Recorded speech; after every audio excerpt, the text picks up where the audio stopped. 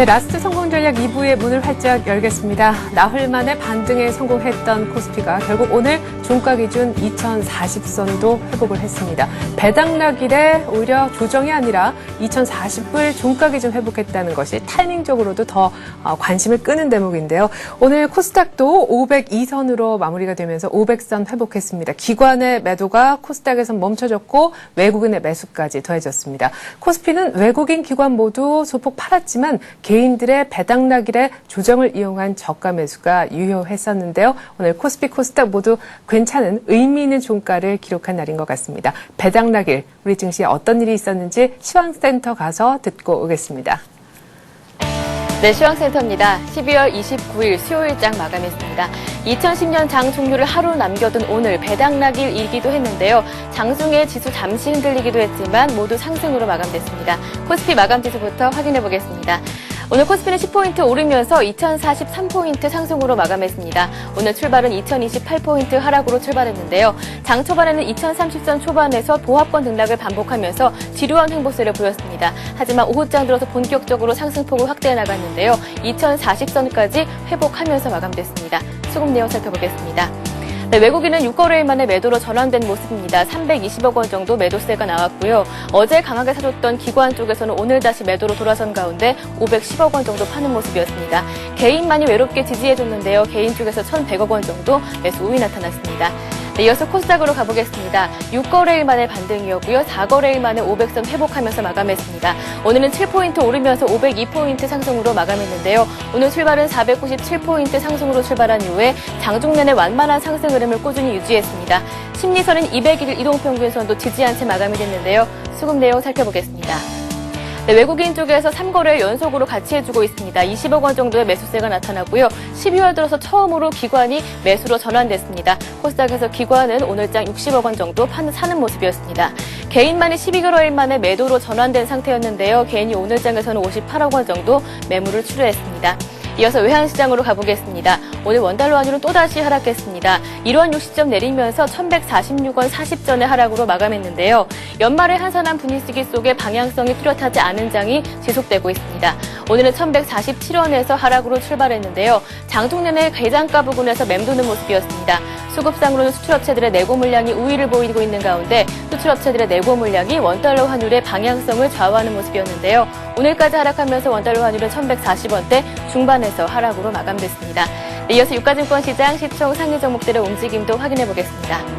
네, 삼성전자가 오늘까지 이틀 연속으로 올랐습니다. 장중에는 95만 원대까지 회복하기도 했는데요. 마감은 94만 원대에서 했습니다. 현대차와 현대모비스가 반등에 성공했고요. LG화학이 오늘까지 이틀 연속으로 상승합니다. 네, 신한지주와 KB금융이 2거래일 만에 다시 반등했습니다. 2%, 1%대로 올라고요. 기아차 역시 3% 가까이 올랐습니다. SK에너지도 오늘 다시 반등하면서 강보합권을 지켜주는 모습이었습니다. 네, 이어서 코스닥으로 가보겠습니다. 간만에 활발한 모습을 보여주고 있는데요. 셀트리온이 6거래일 만에 반등했습니다. 서울반도체와 포스코 ICT 등 LED 관련주들이 강한 모습을 유지해주고 있고요. 포스코 ICT가 상대적으로 더 강한 모습입니다. 5% 급등했습니다. CJ 오쇼핑도 상승 흐름을 지속하면서 4%대로 올랐습니다. 네, 메가스터디가 8거래일 동안의 부진을 털어내고 오늘장 반등했습니다. 오늘장에서는 메릴린치와 모건스탠리 통한 매수 주문이 들어왔고요. 다음이 4거래일 만에 반등하면서 4%대로 크게 올랐습니다. 네, 이어서 특징 테마주 살펴보겠습니다. 어제 규제 완화 기대감에 큰 폭으로 올랐었던 건설주들 오늘장에서는 상승폭이 다소 축소됐지만 오르는 종목들이 더 많았습니다. 기관과 외국인의 매수도 지속되는 상황이었는데요. GS건설부터 현대산업까지 빨간불을 유지해주고 있습니다. 1%대에서 2%대로 올라고요. 삼성엔지니어링만이 조정으로 마감이 됐습니다.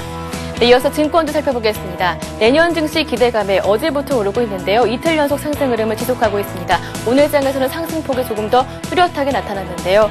삼성증권이 4%대로 크게 올랐고요. 현대증권 마찬가지로 4.5% 올랐습니다. 나머지 종목들도 강보합에서 2%대로 오르면서 증권주가 이틀 연속 강한 모습 보여주고 있습니다. 네, 이어서 두산그룹도 살펴보겠습니다. 두산중공업이 두산인프라코의 주식을 인수했습니다. 두산인프라코의 주가에 부담으로 작용했었던 오버행이 해결되면서 그룹주 전체에 긍정적인 효과를 미쳤는데요. 네, 두산이 3.7% 올랐습니다. 나머지 종목들도 4%대로 오르면서 두산그룹주의 상승세가 기계주의 상승으로 이어지는 모습이었습니다. 네, 오늘 배당락일이었습니다. 고배당주들은 배당락 효과에 일제히 하락하는 모습이었는데요. 고배당주로 대표적인 통신주들이 하락하는 모습이었습니다. 뿐만 아니라 어제 방송통신위원회에서 접속료 단일화를 결정하면서 역시 주가의 부담 요인이 됐는데요. KT부터 LG U+까지 4%대로 하락했고요. 한국셀석유가 7%대로 급락하는 모습이었습니다. 종목들 더 살펴보겠습니다. 진로가 3%대로 내렸습니다. 강원랜드도 5%대로 급락했고요. 나머지 종목들 전반적으로 3%대에서 4%대로 하락하는 모습이었습니다. 네, 하지만 회사 설립 이래 최초로 무상증자를 결정한 신세계는 급등했습니다. 규모도 100%대였는데요. 오늘 마감은 4.5% 상승하면서 마감했습니다. 일중 흐름도 살펴보겠습니다. 장중에는 13%까지 오르면서 연고점을 경신하기도 했는데요. 상승폭이 다소 축소됐지만 강한 모습으로 마감됐습니다. 무상증자는 이르면 내년 2월 실시될 예정입니다. 네, 마지막으로 구제역 관련주도 살펴보겠습니다. 네, 구제역 위기경보가 심각 단계로 격상됐습니다. 정부에서는 구제역으로는 처음으로 중앙재난대책본부를 구성했는데요. 이에 관련주들이 들썩이는 모습이었습니다. 네, 보령제약이 4.7% 올랐고요. 나머지 종목들도 2%대에서 4%대로 급등하면서 구제역 관련주들이 상승하는 모습이었습니다. 네, 이렇게 시장 흐름 한번 살펴봤습니다. 코스피 지수가 종가 기준으로 사상 최고가를 20여 포인트 남겨둔 상황인데요. 증권업계에서는 고점의 부담 요인이었던 펀드 환매 물량도 끝물에 다다르고 있다고 평가하고 있습니다. 지금까지 마감 시황이었습니다. 네, 오늘 기관의 순매도가 있었지만 투신권은 오히려 산 날이었습니다. 증권사들의 분석이 정말 맞는 거 아닌가 싶기도 한데요. 오늘장 전문가는 어떻게 봤는지 내일 마지막 거래를 준비하는 시간도 함께 가져보겠습니다. 자, 오늘은 HMC 투자증권으로 가서 김중원 책임연구원 한번 만나보겠습니다. 안녕하세요. 네, 안녕하십니까? 네. 자, 배당락의 시초가 마이너스 20포인트였었는데 그것도 아니고 오히려 종가 기준 10포인트 오르면서 끝났네요. 네, 그랬습니다. 금일은 또 배당락 이벤트가 있었고, 전일 이제 앞서 마감한 뉴욕 증시도 경제지표가 부진해서 혼조 양상을 보였기 때문에 사실 뭐 기관이나 외국인의 매수세가 모두 좋지 않았습니다. 그렇지만 말씀하신 것 같이 국내 증시는 견조한 흐름을 보였고, 개인의 매수세만으로도 이제 상승 마감했습니다. 이런 데는 아무래도 최근에 전일부터 투신권의 펀드 환매 압력이 크게 약화된 점이 있는데 이런 부분이 이제 수급에 긍정적으로 작용을 해서 외국인의 순매도에도 불구하고 개인의 순매수로만도 이제 국내 증시가 상승 마감한 걸로 보입니다. 지난밤 발표된 미국 경제지표 부진에도 불구하고 경기 회복세 및 기업 실적 기대감이 반영되면서 뉴욕 증시는 보합권의 혼조 양상을 보였고요. 배당락일에도 불구하고 이제 국내 지수의 흐름은 지극히 양호한 모습을 보였습니다. OECD 경기 선행지수 추이 등 글로벌 경기 회복에 대한 신뢰가 높아지고 있고 국내 증시의 매력적인 밸류에이션 수준을 고려하면 추가 상승을 추이를 아직까지는 의심할 필요가 없는 것으로 해석됩니다. 예, 그렇군요. 자, 근데요, 일단 간밤에 뉴욕이 좋지 않았는데도 오늘 배당락 1인데도 올라서 더 의미 있다라고 하셨는데 그러면 오늘 밤에 열린 뉴욕의 모습은 어떤지 좀 살펴봐야겠습니다. 근데 오늘 밤에는 지표 발표가 없다면서요? 네네. 금일에는 미국 경제지표 발표가 부재하고 또 연말까지 의미 있는 증시의 경제지표 발표는 미결주택 매매지표 외에는 없는 상황입니다. 그렇다 보니까 증시가 그런 경제나 어떤 모멘텀 부분에 대해서는 공백 상태인 걸로 보이고요. 이제 다만 1월이 들면 이제 4분기 실적 시즌 영향력이 높아질 것 같은데요. 아직까지 미국 쪽의 4분기 실적 전망은 대체로 견조한 추이로 보이고 있어서 1월 뉴욕 증시도 추가 상승은 가능할 걸로 보입니다. 네. 근데 최근에 보면요. 국제 유가가 지금 90불을 넘어서서 쉽사리 내려올 차트로 보이지 않거든요. 근데 간밤에 금값도 재차 온스당 $1,400를 돌파했던데요. 우리가 주가도 주가지만 이런 상품 쪽 시장이 랠리를 보이는 것으로 우리 투자자들은 뭘 좀 읽어낼 수가 있을까요? 네, 그렇습니다. 최근 유가가 급등하는 모습을 보였는데요. 최근에 또 글로벌적으로 한파가 계속되면서 국제 유가가 90불을 넘고 100불 진입도 가능한 상황을 보입니다. 물론 이처럼 이제 최근 국제 유가가 강세를 기록한 부분에는 중국 쪽 지역의 실질 수요 증가와 글로벌 유동성에 힘입은 투기적 수요가 모두 증가했기 때문인데요. 물론 최근에 이렇게 유가가 크게 상승했지만 최근 글로벌 증시 추이를 비교하면 유가는 아직까지 추가적 상승 여력이 있는 걸로 보이고 있습니다. 그래서 이쪽이랑 연결하면 아무래도 그 유가에 영향을 받는 그런 에너지라든지 아니면 종합상사, EMP 가치를 많이 갖고 있는 종합상사 등 이런 업종에 대한 이제 관심에 대해서도 좀 더 많이 관심을 가져야 될 것 같고요. 에너지 같은 경우에는 올해 내내 증시의 그 수익률이 굉장히 좋았습니다. 내년까지 이런 부분은 지속될 걸로 전망되는데요. 그에 반해서 이제 유가 상승에 따른 수혜가 기대되는 그 EMP에 따른 그 종합상사들의 주가는 금년 하반기 부분 굉장히 부진한 모습을 보였습니다. 최근에 그 기관 투자자들도 이런 상황에도 불구하고 아직까지 부진한 실적을 주가 수익률을 보이고 있는 종합상사 종목에 대해서 관심을 많이 갖고 있는데, 이럴 때 이들 종목에 대해서 좀 더 연구하고 저가 매수에 나서는 것도 바람직한 전략으로 보입니다. 네, 에너지 자원개발주 EMP 사업하는 쪽 상사 쪽 한번 좀 잘 봐야 되겠다 하셨습니다. 근데 오늘 개인들이 사서 2040을 회복시켰는데, 개인들이 또 증권주에 오늘 큰 반등세를 이끈 주역이기도 한 것 같습니다. 결국에 내년도 좋게 본다는 얘기 아니겠습니까? 내일이 또 올해 마지막 거래일이기도 한데요. 내일장 나 같으면 이런 전략 펴겠다. 내년도 증시 전망하고 함께 좀 짚어봐 주시죠.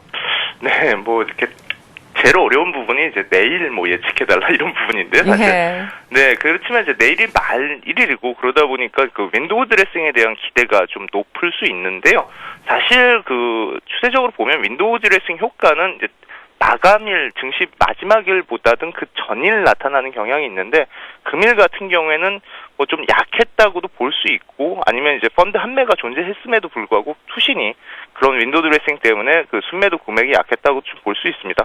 그렇지만 그거보다 조금 길게 봐서 말씀을 드리고 싶은데요. 아무래도 1월 증시가 이제 얼마 안 남은 만큼 1월 증시에 관심을 가져야 되고, 보통 1월 증시 같은 경우에 1월 효과라고 부르는 제뉴어리 이펙트가 할 수 있습니다. 근데 이런 부분을 고려했을 때 내년, 2011년 1월에는 충분히 1월 효과가 존재할 수 있을 것 같은데요.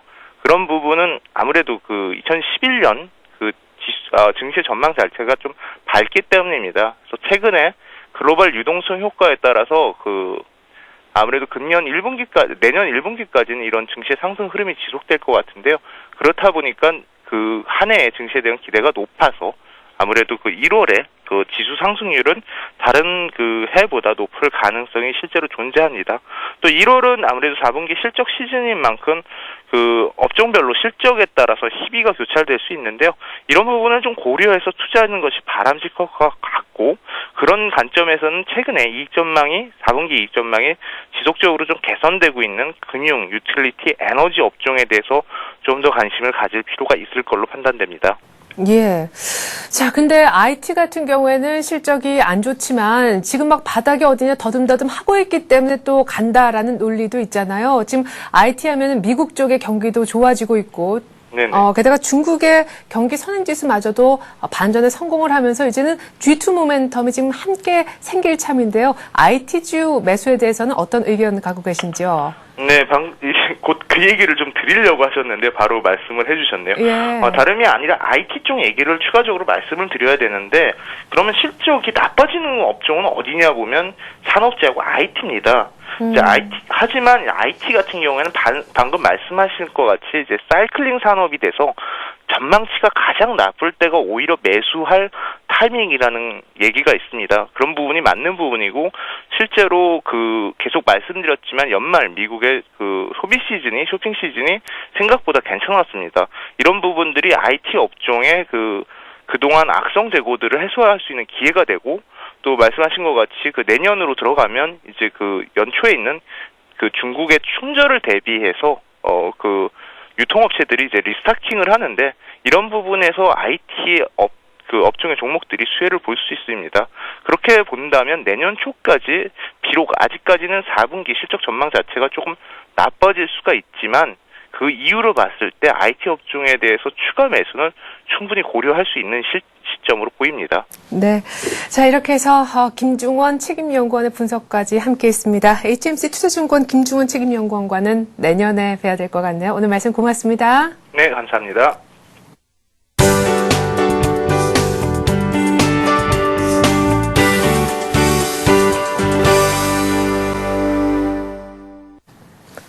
이 시각 주요 뉴스입니다. 정부는 구제역이 전국적으로 확산됨에 따라 위기 대응 단계를 최고 수준인 심각으로 격상했습니다.